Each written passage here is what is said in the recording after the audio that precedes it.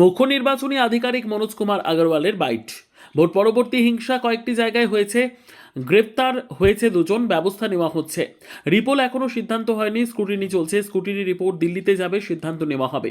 Counting সেন্টারের নিরাপত্তা নিয়ে অভিযোগ এসেছে। আমি বিভিন্ন কাউন্টিং সেন্টারে যাব নিজে খতিয়ে দেখতে, আর আমাদের প্রতিনিধিরা খোঁজখবর নিচ্ছে, প্রয়োজনে নিরাপত্তা আরও বাড়ানো হবে।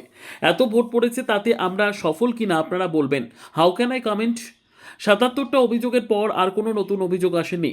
ডিইও আরও অবজারভাররা আছে, তারা দেখো বিষয়টা, তারপর রিপোর্ট হবে কিনা সেটা সিদ্ধান্ত নেওয়া হবে।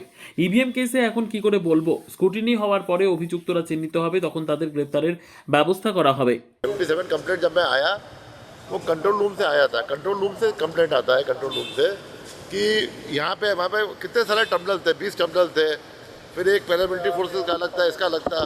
उस समय तक 77 आए थे, उसके बाद जो आए नहीं आए हैं, क्योंकि वो कंप्लेंट तो हमारे पास है, हम देख सकते हैं उसको। लेकिन फील्ड में भी तो जो ऑफिसर्स हैं, फील्ड में प्रिसाइडिंग